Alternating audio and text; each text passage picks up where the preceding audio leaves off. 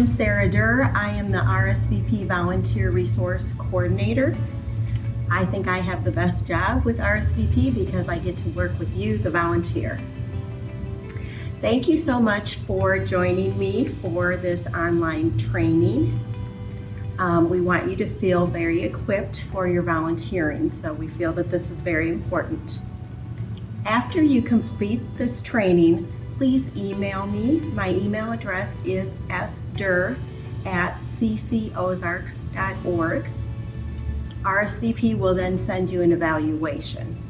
So watch for that after you email me. As you probably know, as a reading buddy, you'll be working with a student in kindergarten through third grade on reading.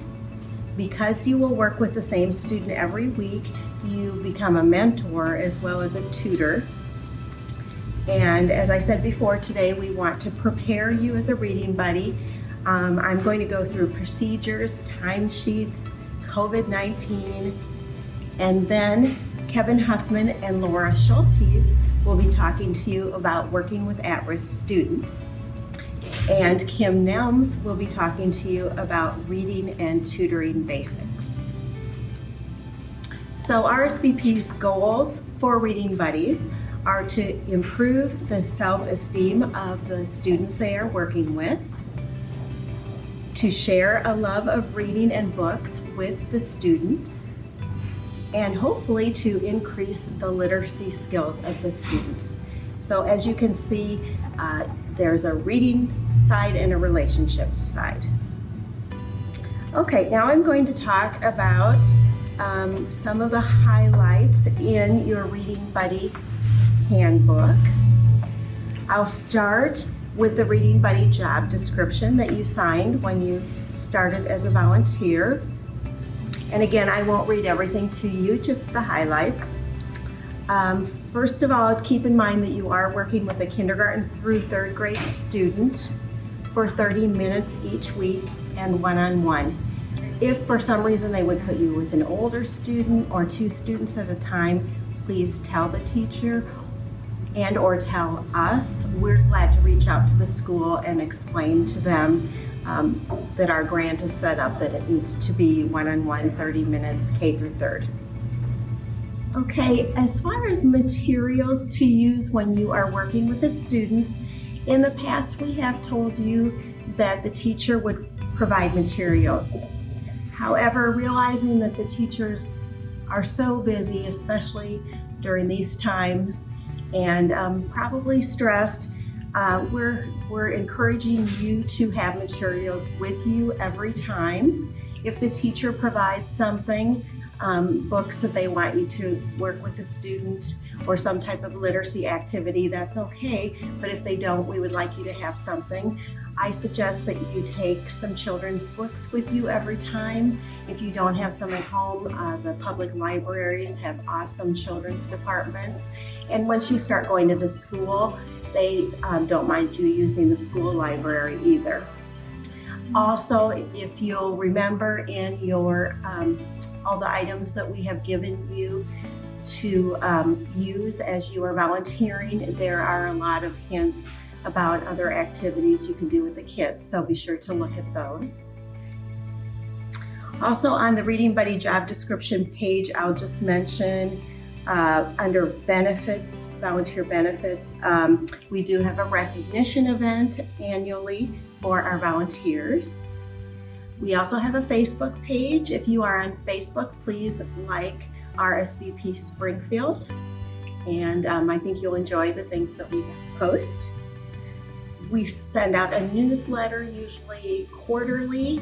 In the past, it has been mailed in bulk mail. We are looking at switching to electronic delivery. So if you are on email, in the next year, you'll probably start getting the newsletter via email.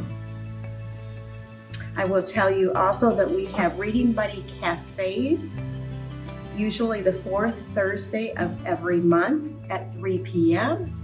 When possible, we meet in person. Lately, we have been meeting by Zoom, but the Reading Buddy cafes are a great way for our Reading Buddy and Pre-K Pal volunteers to get to know each other and to talk about any issues, questions, to share things that work well with the students. So they really are beneficial to the volunteers. So I hope you will join us. Okay, I am on the Getting Started page now, and we'll just remind you, you always need to go to the office to sign in. With the Springfield Public Schools anyway, you will need to take a driver's license or some official ID the first time you go. That's new in just the last couple of years, so be sure to do that. We encourage you to wear your RSVP t-shirt and your lanyard and your name tag. Now with Springfield Schools, again, every time you go, they will print a name tag for you to wear, but we like the lanyard because it distinguishes you as an RSVP volunteer. So nice to wear both. Okay, I'm going to talk about, this is still under Getting Started, but it's the Meet and Greet with the Teacher section. Okay, we will be letting you know what school you will be placed at soon, as soon as we see that you are clear to volunteer with the background checks and everything. And then we encourage you, and I'll mention this again at the end to remind you, but once you hear what school you're at, then please call the school, tell them you are a Reading Buddy volunteer, and ask them what teacher you will be working with. And then reach out to the teacher, and the meet and greet is basically getting to know the teacher a little bit before you start volunteering. So ask them if you can have a phone discussion, maybe a 10-minute discussion on the phone, or get together in person. We're thinking that this year they may prefer phone just with everything else going on. But it's important that you have a discussion before you start volunteering. And in this section, it lists things that you want to talk about during the meet and greet. I'll just run through them. When you will tutor, what day and time, plan for cancellation, how to contact them, if you need to cancel at the last minute, if they are providing you with materials, where those will be located. Very importantly, where you will meet with the student when you are volunteering. And also during the pandemic, I suggest that you ask about anything extra that you should know as far as policies or procedures with physical distancing. Okay, I am in the Know Before You Go section now in your Reading Buddy handbook. And I want to remind you that any information pertaining to the child that you are working with needs to remain confidential. Please don't share it outside of the school building. If you are talking about your volunteer experiences with friend or family, please don't use the student's name. Just refer to them as your Reading Buddy. Let's see. Also, something that's been a little bit gray the last few years, but now it has been clarified with us that the schools do consider you to be a mandatory reporter when you are volunteering. So that means that if you suspect any neglect or abuse, that you must report it. Legally, you must report it when you are a mandatory reporter. Okay, the phone number to call is 1-800-392-3738. We suggest that you tell the school that you are planning to make this call. Sometimes they might want you to do it at school with them. I don't see this happening, but if for some reason they discourage you from making the call, if you are suspecting anything at all, you need to go ahead and call. I will tell you that in your RSVP volunteer handbook, not the Reading Buddy part, but just the overall handbook, there is a page that talks about reporting abuse and neglect. It gives you a local number that you can use. as an alternative to the toll-free number. It also gives you an idea of some of the things that they might ask you when you call. So just never promise the child that you will keep everything confidential that they tell you, because if they do say something that's concerning, it is extremely important that that gets checked out. You do not have to investigate. You do not have to decide if there really is abuse or neglect happening, but you need to report it so it can be investigated. Okay, moving on. Under policies and procedures in the Reading Buddy Handbook, there is a section about activity logs, or some people call them timesheets. They are due on the 5th of every month. So for example, if you start volunteering in October, you would turn those in by the 5th of November. And you can, on the activity log, it gives all the information to fax or scan an email or mail it to us. So we don't care how you get it to us, just please get it to us. Our grants require that we keep statistics, so it's very important that you do this, and it doesn't take too long, it's not too hard. Okay. There are instructions in your handbook, so just be sure you fill in every section. It asks for your name, the month of the report, the year of the report. Something new, it has a spot where you check that you volunteered in person or you volunteered virtually, so please be sure to check that. Also, you'll fill in the school, teacher name, student name. We do need first and last name, grade, male, female, and the dates that you volunteered and the time that you spent. Please do not round the time, but put your exact time. If you work with the child for 33 minutes, then write down 33, please. And the assigned student section is basically, you will put a yes if the student is the student that you were assigned to work with every week. But if that student is gone and the teacher gives you a substitute student, which we encourage, and you can even ask for if your student is absent, then you would put no, it wasn't your assigned student. And then at the bottom, there's a place to mark if the student is doing so well that the teacher decides to pull that student from the program and give you another student, then you will mark that the student graduated. We like to call it that. So be sure to do that. And then there's a place for change of address and comments, and any little comments, tidbits, little stories, doesn't have to be major, but we love to see those. And our grantors also love to get stories as well as data. So thank you for that. So that was basically, the activity log, and you can do it, as I said, the paper version. But on the next page in the handbook, it also talks about doing it online. You don't have to do both, you can do one or the other. The online timesheet includes the same information. If you have more than one student, you need to fill it out more than one time. Each time is one student. Okay, and if you ever need copies of the activity logs or have questions, be sure to reach out to me. My phone number is 831-9696. Okay, there is a section in your Reading Buddy handbook called Code of Ethics.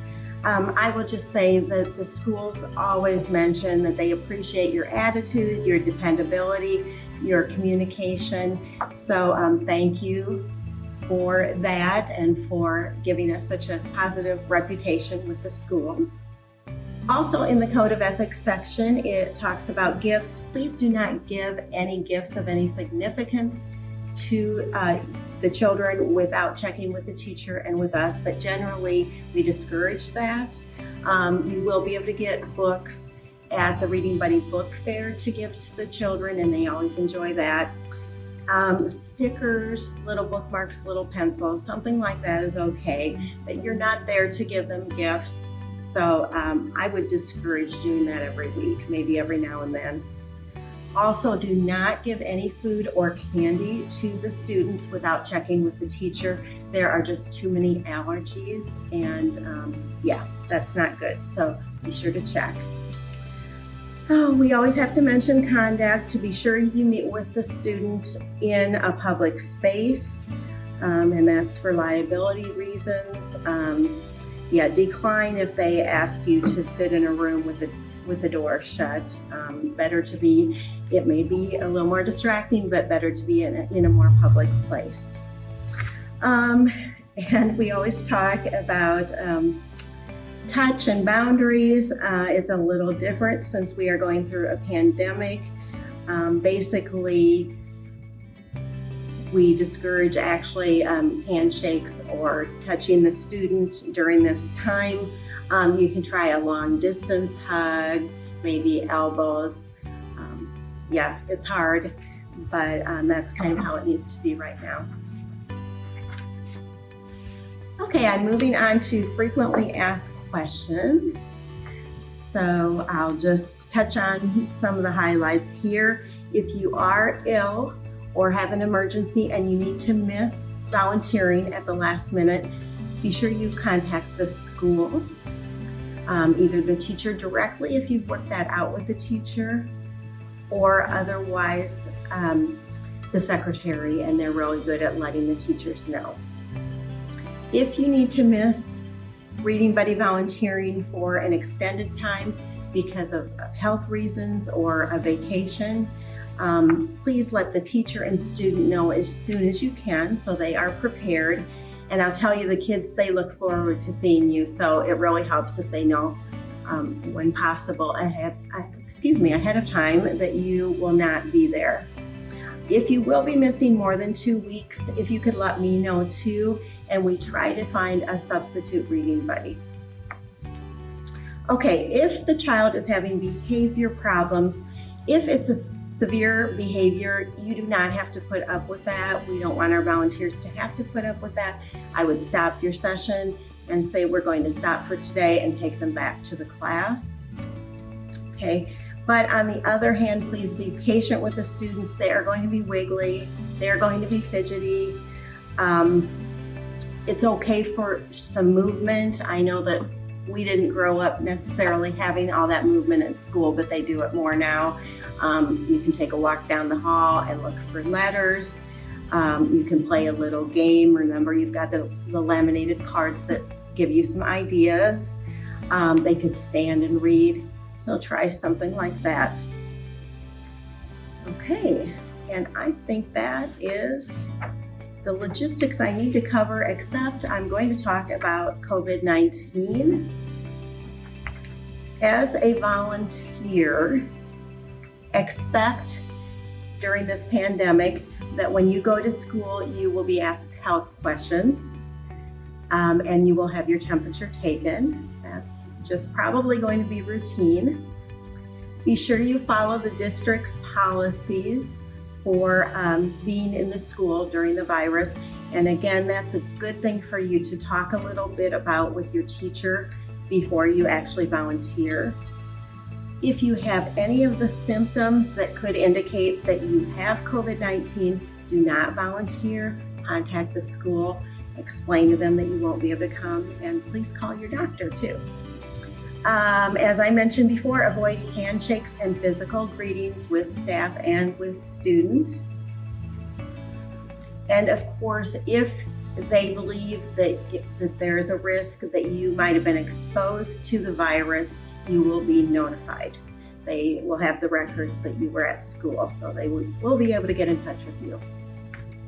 Okay, and then the kids, just keep in mind that they may be worried about COVID-19. They've heard about people getting sick, they've heard about people dying, and that can be very upsetting to them. They may show that they're worried and talk about it, or they may hold it inside. But keep that in mind. And if you get a sense that they need to talk about it, it's okay to talk about it. Try to stay calm. Remember that kids react not just to what you say, but how you say it. So if you can be calm and reassuring, that really helps. Remind the student that they are safe, and it's okay to feel upset. That is an okay feeling. You might try sharing how you deal with stress and suggest that the child can try that too, maybe some deep breathing. And let them know that it's okay if they have questions or they want to talk about it, that you are available. It's okay to spend some of your session talking to the student, especially if they're upset, because they're not going to learn a lot anyway if they're really upset about something. And finally, just remember, if the child is really anxious or upset about COVID-19 or about anything, be sure to share that with the teacher too, because sometimes they will share it with you and not with the teacher. I have had that happen, and the teacher needs to know what's going on. And now you are going to hear from Kim Nelms, who will be talking about reading strategies. Hello, my name is Kim Nelms, and I am an educator with Springfield Public Schools. I have been an educator for 26 years, and in that time I have worked with kindergarten, first and second grade students, as well as middle school students, and I'm currently working with high school students. I've also done some teaching at Drury University, where I taught a reading methods class for pre-service teachers. I have also received my specialist degree in reading and reading interventions.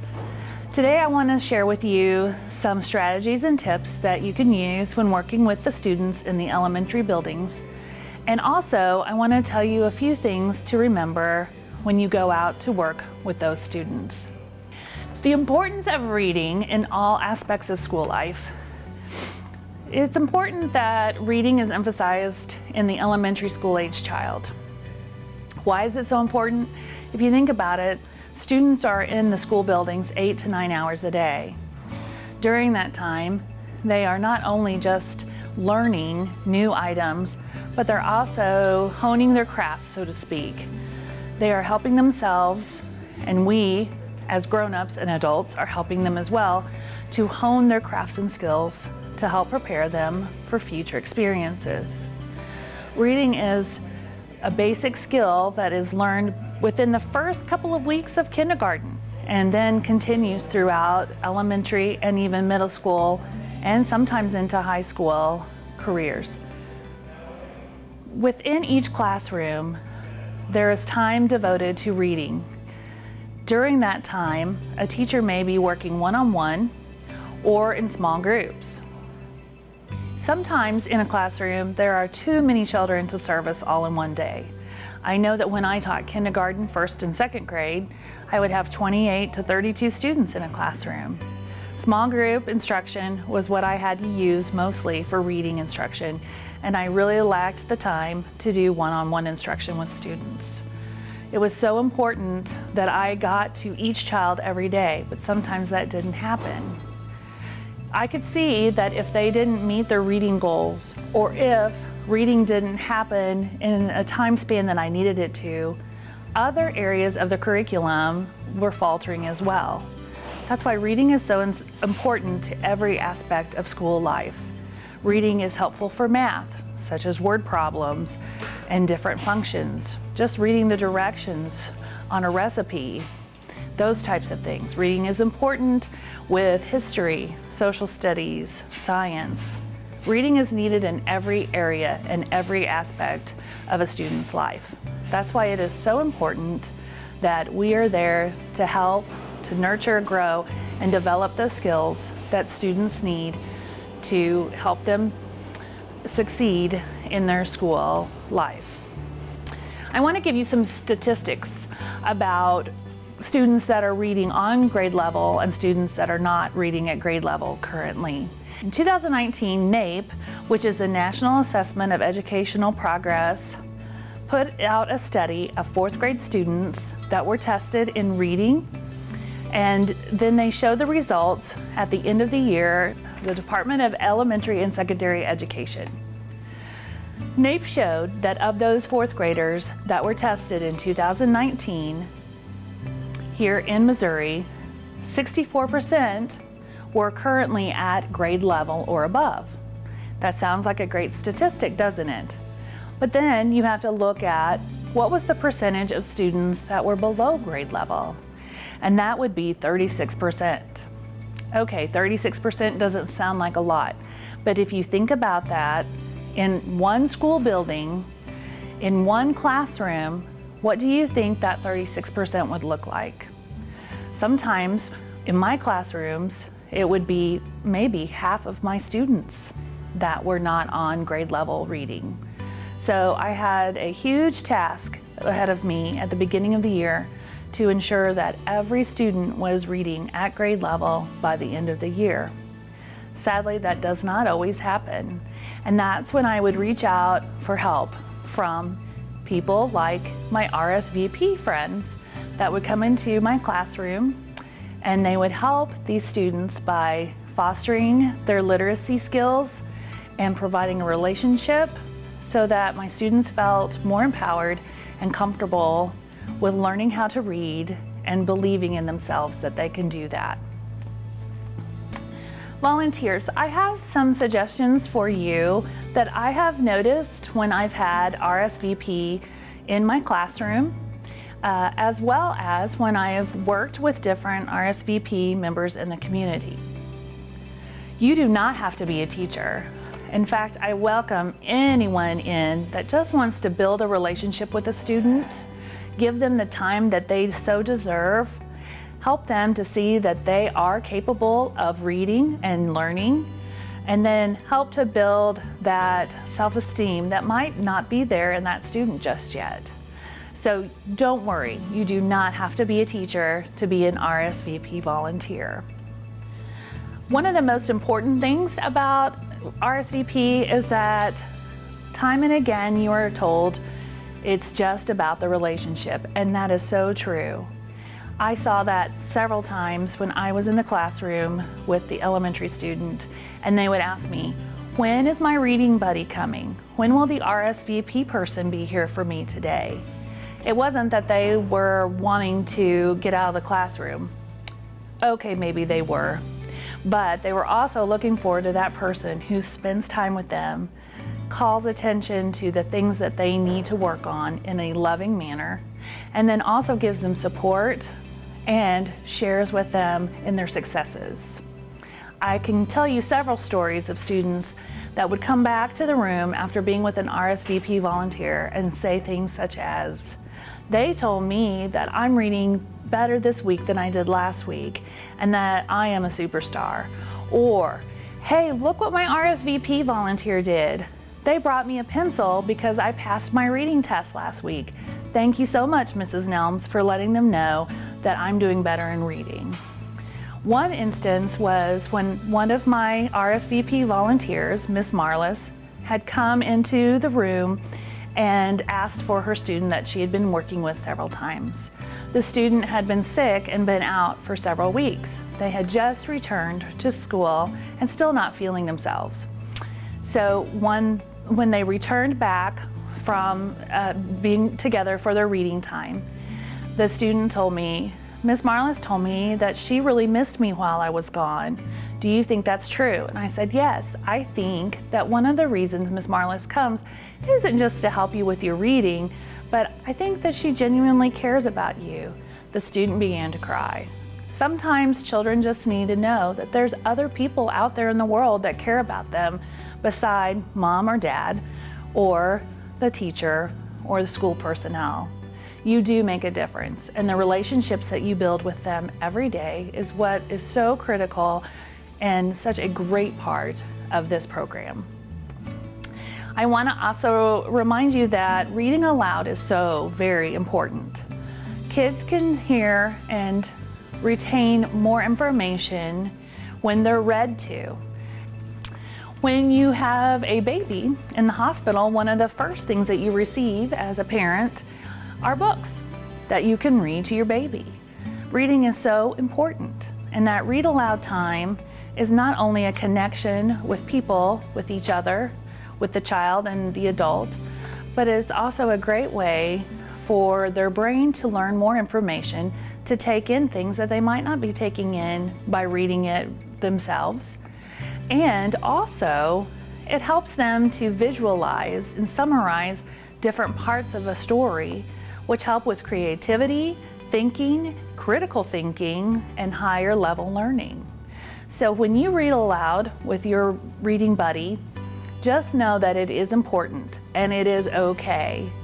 And I know that there are kids that will tell you, it's okay, we don't have to read aloud today, but if you take just a few minutes, just a few pages, it really is helpful for the young reader. I want to tell you that there are strategies that you can use to help you with each meeting that you have with your student. These strategies will be located in your training manual. But after you've seen the lessons that I go over with 2 students here today, I will also tell you some tips and tricks that I was using while I was with those students, and talk to you about some things that you can look for during your time with the student and things that you can build on for the next time. Thank you so much for being an RSVP volunteer. I cannot thank you enough, and I know there are hundreds of teachers out there in the Springfield School District as well as other districts around that are thankful and grateful for the time that you have invested in the students' lives.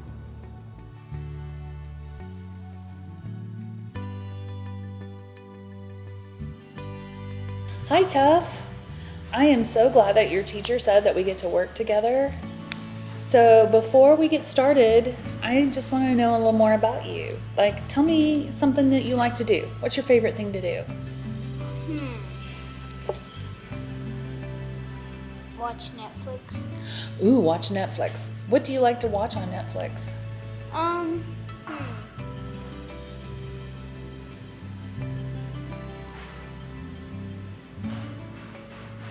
Ultimate Beastmaster. Ultimate Beastmaster. You know, I have never heard of that show before. It's a good show. Is it good? I might need to look that up. I finished it. What's your favorite thing to do at school? Probably read.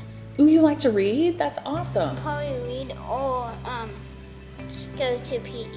Or go to PE. I liked PE when I was in school too.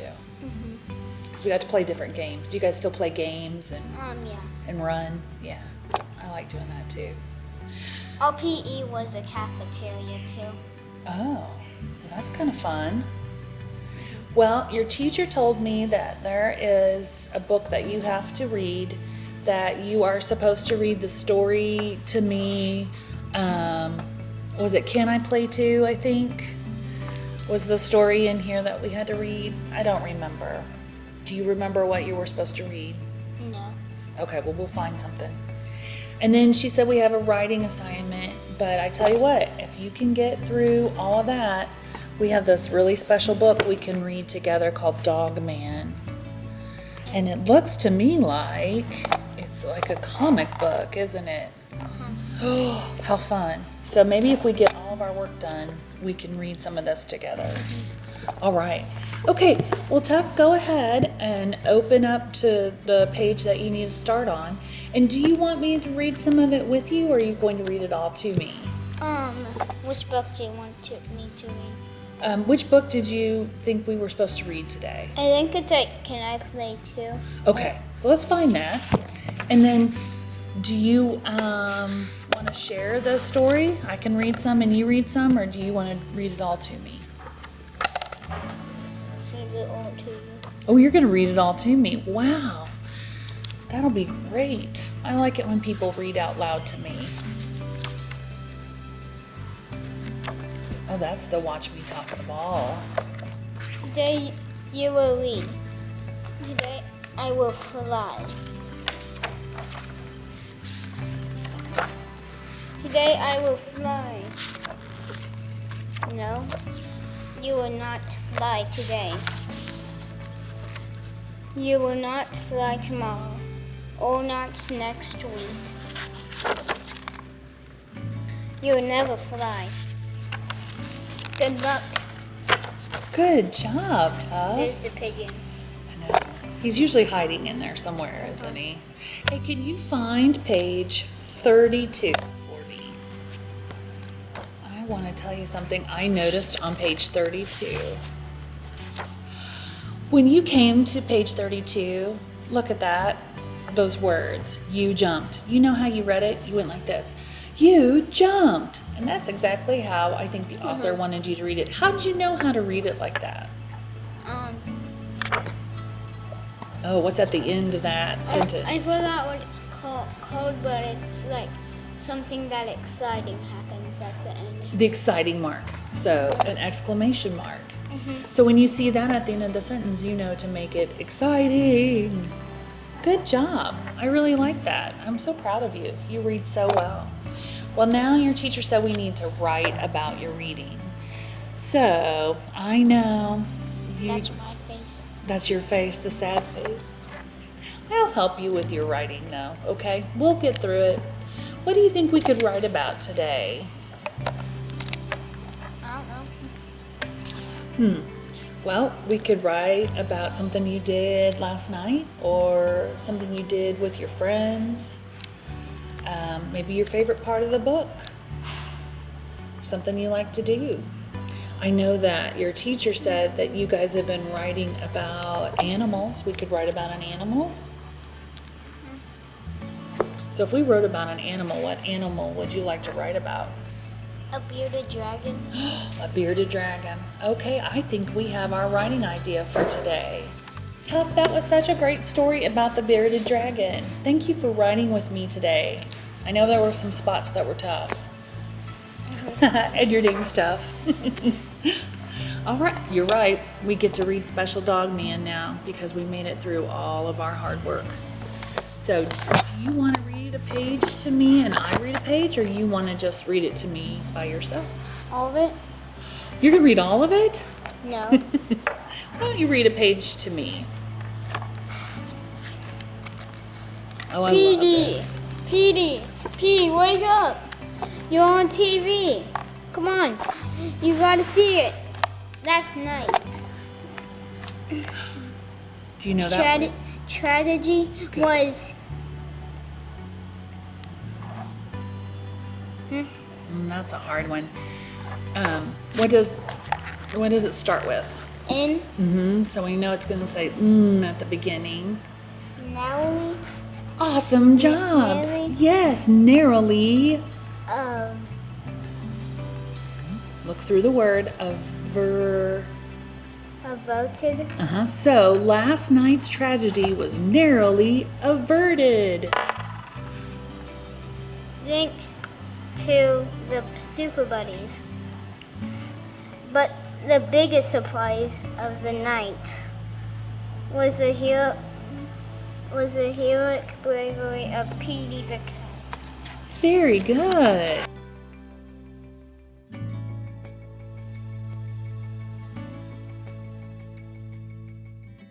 Hey, Addie. I am so excited to work with you. This will be so much fun. So tell me something about you. Like, what do you like to do here at school? What's your favorite thing to do at school? Probably math. You like math? What's your favorite thing about math? Why do you like math so much? Probably because I get to do a lot of questions in it that I already know. A lot of questions you already know. That's good. Yeah. So, do you have a whole bunch of friends here at school that you play with at recess, or just one best friend? I have 2 friends that I normally play with, but otherwise I have a lot more, but really there's only 2 friends that I play with. Good. Awesome. So, when you're not at school, what are things that you like to do in your free time? Sometimes do crafts, Ooh, what kind of crafts do you like to do? like painting, drawing. I bet that's fun for you. Your teacher told me that you're really good at gymnastics. Have you been taking gymnastics for a while? Yeah. Wow, that's awesome. Well, I'm so glad to get to work with you and get to know you better. And each week I'll be asking you some questions so I get to know what you like, and maybe I'll bring some books that you would like to read about stuff that you like to do, like gymnastics or painting, those kinds of things. So it looks like you brought 2 books. Your teacher said this is the book you've been working on in class. So we have to read some pages in that book today. But I was thinking, once we get everything done that we're supposed to do, that your teacher said that we have to do, maybe we can read this book together that you brought from home about unicorns. Would that be okay? Okay, we'll just do a little bit of your work that you have to get done, and then we can read your special book. Okay. Okay, so how do you want to read your book today? Do you want to read some pages to me, or do you want to share the book and I read and then you read? Read some pages. You're going to read some pages to me? Okay, that sounds great. So go ahead and get started, and I'm going to sit here and watch you read and listen. I'm excited. I like to be read to. I will fly today. Today I will fly. No, you will not fly today. Thank you for your help. Tomorrow I will fly. Good luck. Great, that was a great job, Addie. You are a really good reader. I want to show you something that I noticed. Can you go to page 21? Can you find page 21? Okay, on 21, you got stuck and you read the sentence, you left out a word, and then you went back and you fixed it all by yourself. That was great. How did you know how to fix that all by yourself? Did it not sound right to you, or did it not look right? Look right or sound right. So it didn't look right or sound right. Awesome. I'm just writing this down so I know for next time, if you get stuck on a word or stuck on a sentence that you can't read quite just yet, what I can do to help you. Like I could say something like, oh, does that sound right? Or, oh, go back and look, does that look right? So thank you, that helps me. Okay, well the next thing that your teacher said that we needed to do was to do some writing. So what would you like to write about today? You don't know? Do you want to write about something that we just read about? Or I see that you brought this book that you want us to read together about unicorns. So we could write about unicorns. You could write about what you did at recess yesterday. Or what's something that you like to do after school. What do you think? I don't know.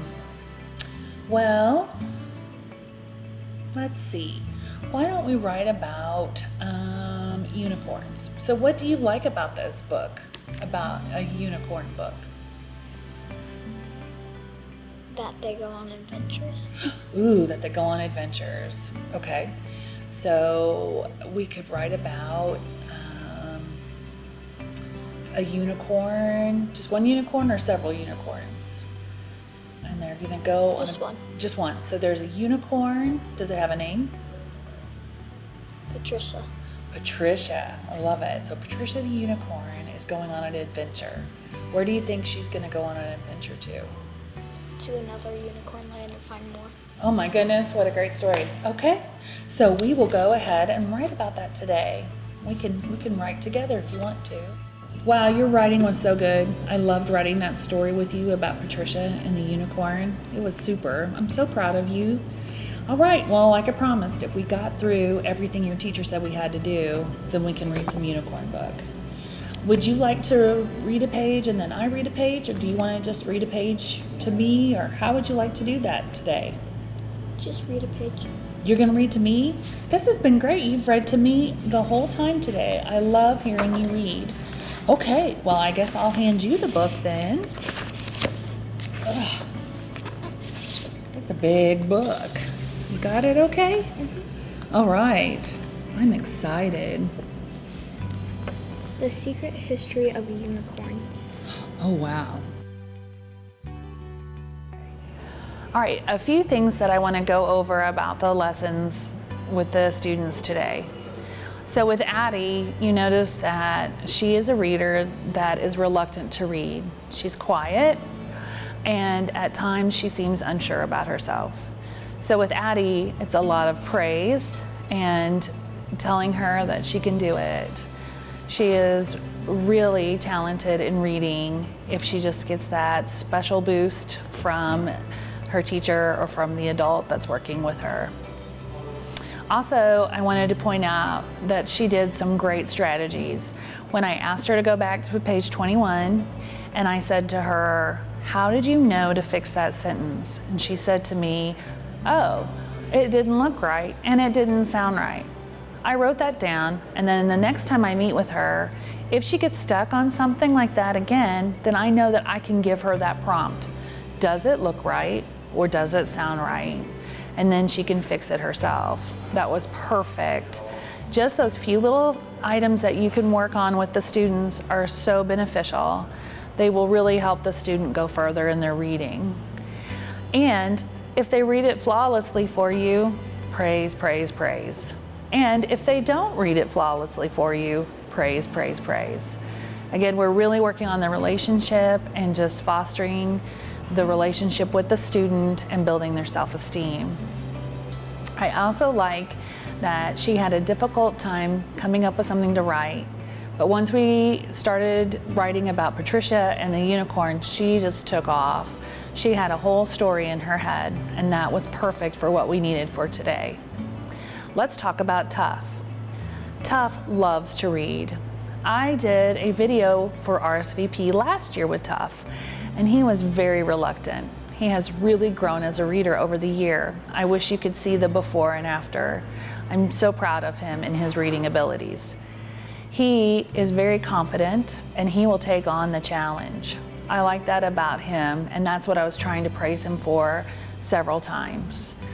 When he read the words, "You jumped," on page 32, that was remarkable to me, because a second grader, and even if when he was a first grader, to notice the punctuation at the end of a sentence and to make that inflection in their voice is a great sign of higher level reading. So he was really thinking through the story and thinking about what the story means. He was looking at contextual clues as well. Then on page 50, I didn't correct him for skipping over the words "you are" and turning them into a contraction and saying "your."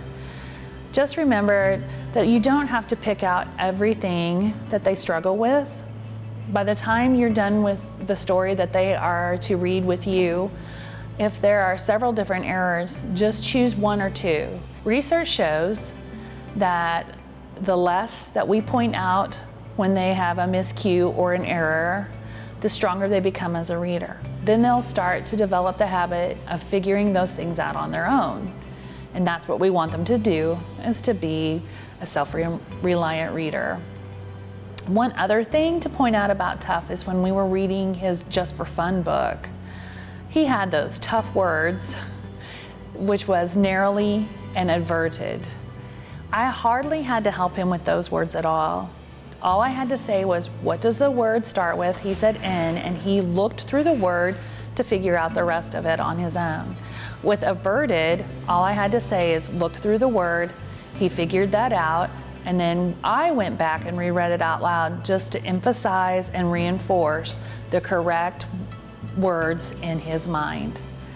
Both lessons went really well, and I hope that they have helped you to know more about how to work with your student in the schools. And now you will hear from Dr. Kevin Huffman and Laura Schultes. They will be talking to you about working with at-risk students. Hello, and thank you for supporting our students. The following will be a short PowerPoint which will give you some tips that will make you and our students more successful. I am Dr. Kevin Huffman. I've been the principal at Robertson for 22 years. I'm now retired as principal, and I'll be teaching music now. And I am Laura Schultes. I'm the Community Engagement Coordinator at Robertson. I've been here for 10 years, and my goal is to connect community resources with our youth to make them better citizens. So, what traits come to mind when you think of youth at risk? Usually when we're in a group setting, we do this by table and give everybody a chance to brainstorm and write down on paper. Since we're not all together, if you have a piece of paper and a pen or a pencil in front of you, or even if you don't, just use your brain. And we're going to give you 2 minutes to consider some characteristics that you may think of when you think of youth that are at risk. starting now.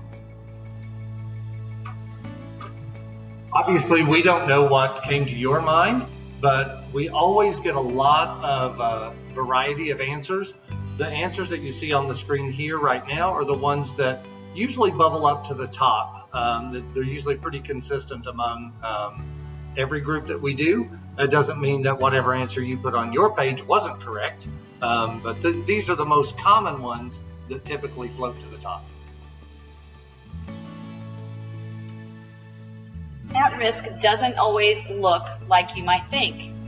In this picture are two former Robertson students, both blondies and best friends at the time. One of these little boys is at risk. One of them is not. One of them comes from a divided home. One does not. One is on our free and reduced lunch rate schedule. The other is not. One of them asked for a pillow for his mother for Christmas. One did not. Can you guess which one may be at risk? We're not going to tell you. We're just going to let you ponder that for a second. There are a lot of things that will help you be successful when you're working with at-risk students who are at risk. And we're just going to really knock out the top three. The first one is, in my opinion, probably the most important, and that's building relationships. It is so imperative that you get to know your kids and that your kids get to know you. You need to see them as real people. They need to see you as a real person. Part of doing that is consistency. When students come from families and home situations that are a lot of times unpredictable, they need to know that when they come to school, it's going to be predictable, and that their buddy is going to be there every Tuesday or every whatever day you commit to. We really need you to be consistent with that, with attending on those days. And then in the routines and procedures, which we'll talk about next, those need to be consistent as well. It's okay to show care and concern. It's okay to ask questions, find out what they do when they're not at school. Just really become invested in your student. The second thing would be routines and procedures. We would suggest that you would consult with the teacher about things concerning the student. For example, what is their focus time? How long can they focus on something before they may need a break? Another thing might be health issues. If you have a child that's using the bathroom a lot, you might want to ask the teacher if there's a reason that's happening or if you should nip that in the bud. The second thing is setting high expectations, both behavioral and academic. What can help you be successful in this area is to let the child know what those expectations are before you go into it. So if your expectation is that they will have used the bathroom and be ready to go before you sit down, be sure that they know that, and then you can proceed. Also, those behaviors and academic things need to be attainable, and remember, there's always an exception. Be prepared, you and as well as the student, and you may need to help that student get in the habit of being prepared. So the first couple of times around, you may have to coax them and ask them if they have brought their pencil or their reading material. After a while, they should be taking that on themselves and be responsible students. And the third one in this is just, seems kind of silly, but expect the unexpected. When our children leave our school, a lot of times they go into very uncertain home situations, a lot of non-traditional structures that maybe you and I would expect that a kid would be in. So just, know that they're going to have some experiences when they go home that are probably not like the experiences you had and your children had. Everyone's a cousin. Oh my goodness. You'll be working with a kid in the hallway and then, someone will walk by and say, that's my cousin. Oh, that's my cousin. So, that's just kind of a silly thing that these kids do, and I don't really even know why. The emotional triggers, sometimes you just don't even know what it's going to be. And so just be prepared for that. Sometimes just out of the blue, a kid will be more emotionally sensitive than he was the week before. So just be there and be looking for those kind of things and help them through that. And I'm going to tell you this, kids do not always tell the truth.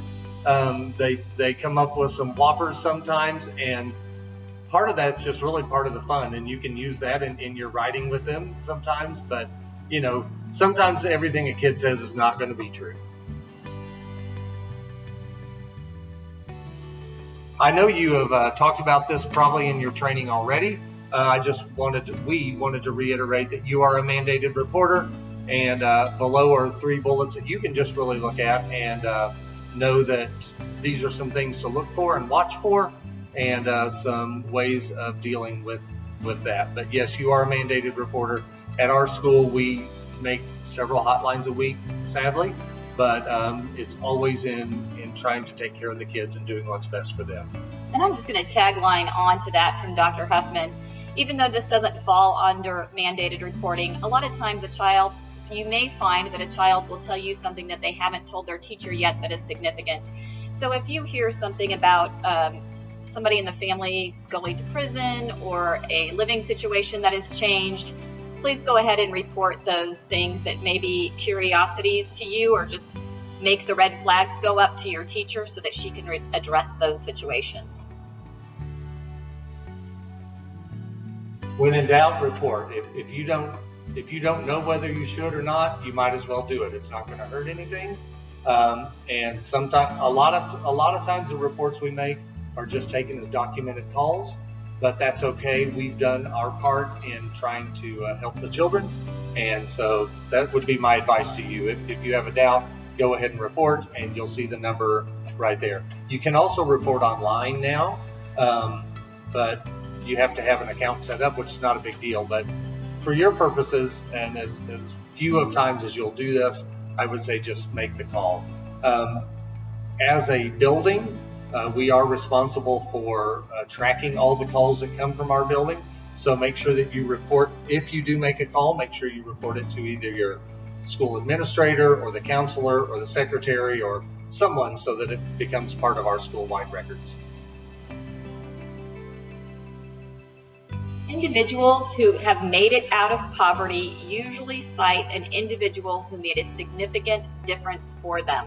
This is by Ruby Payne. She's an expert in working with not only children, but families in poverty. And this is very true. You may not think you are making a difference, but in some way, shape, or form, you are.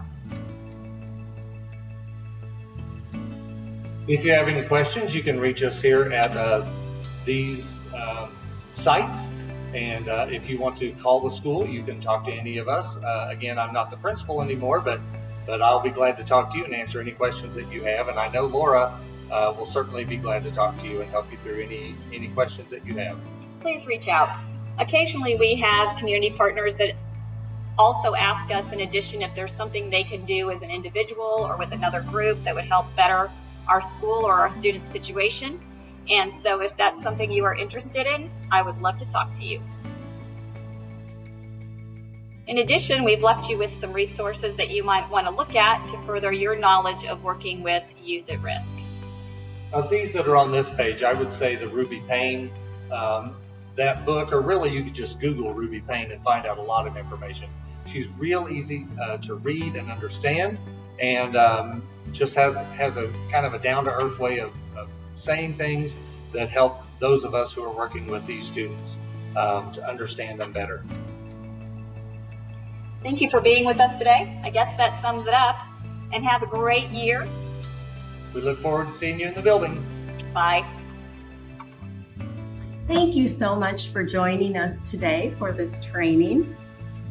A reminder, you need to email me now. My email address is sdur@ccozarks.org, and you will tell me that you have finished the online training. RSVP will then send you an evaluation. Be sure that you do that. That is necessary. Also, when you reach out to me, ask me or arrange a time with me to pick up your supplies. We do want to give you the items that can help you this year, the small stuffed animal, the get to know you bracelet kit, etc. Okay, and then basically what will happen once you've been cleared by the school to volunteer. And once we've heard that you've done the training, we will let you know your placement, what school you will be volunteering at. And it is possible this year that it won't be the usual school. Not every school has asked for a volunteer this year. But anyway, you will hear that from us. You need to then call the school where you are placed, explain who you are, and ask what teacher you will be working with. Once you've got the teacher's name and contact information, reach out to the teacher and ask for a meet and greet, which is basically 10 minutes to run through those questions in your handbook so that you feel prepared when you do go to volunteer. The meet and greet could be by phone or in person. Thanks again. Have a great day.